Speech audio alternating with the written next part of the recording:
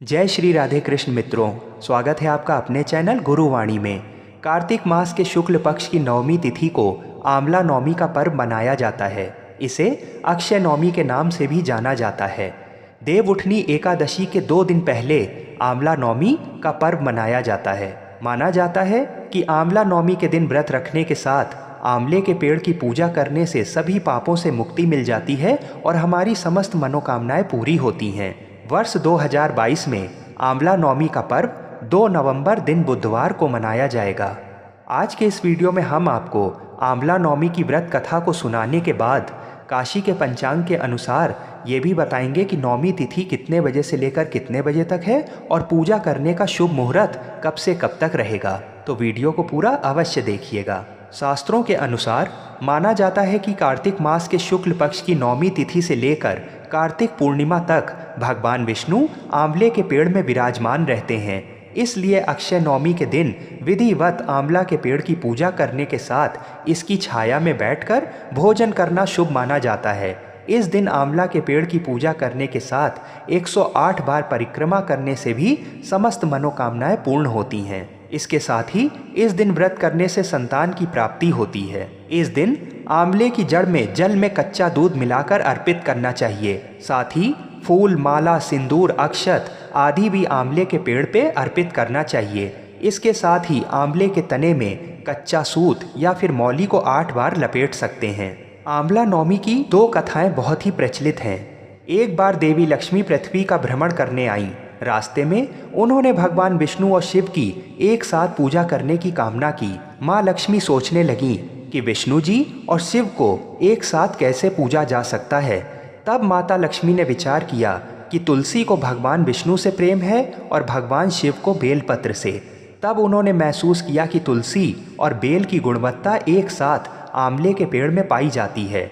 माता लक्ष्मी ने आंवले के पेड़ को विष्णु और शिव का प्रतीक मानकर आंवले की पेड़ की पूजा की। पूजा से प्रसन्न होकर भगवान विष्णु और शिव प्रकट हुए। माँ लक्ष्मी ने आंवले के पेड़ के नीचे भोजन तैयार किया और उसे श्री विष्णु और भगवान शिव को परोसा। इसके बाद उन्होंने इसी भोजन को प्रसाद रूप में स्वयं ग्रहण किया। जिस दिन ये घटना हुई थी उस दिन कार्तिक शुक्ल नवमी थी, अतः ये परंपरा उसी समय से चली आ रही है। दूसरी कथा के अनुसार एक व्यापारी और उसकी पत्नी जो काशी में रहते थे, उनकी कोई संतान नहीं थी। इसी कारण व्यापारी की पत्नी हमेशा दुखी सी रहती और उसका स्वभाव भी चिड़चिड़ा हो गया था। एक दिन उसे किसी ने कहा कि अगर वो संतान चाहती है तो वह किसी जीवित बच्चे की बलि भैरव बाबा के सामने दे, इससे उसको संतान की प्राप्ति होगी। उसने ये बात अपने पति से कही, लेकिन पति को ये बात फूटी आँख ना भाई। पर व्यापारी की पत्नी को संतान प्राप्ति की चाह ने इस कदर बांध दिया था कि उसने अच्छे बुरे की समझ का ही त्याग कर दिया था और एक दिन एक बच्चे की बलि भैरव बाबा के सामने दे दी, जिसके परिणाम स्वरूप उसे कई रोग हो गए। अपनी पत्नी की ये हालत देख व्यापारी बहुत दुखी हुआ। उसने इसका कारण पूछा। तब उसकी पत्नी ने बताया कि उसने एक बच्चे की बलि बिना उसे बताए दे दी, उसी के कारण ऐसा हुआ है।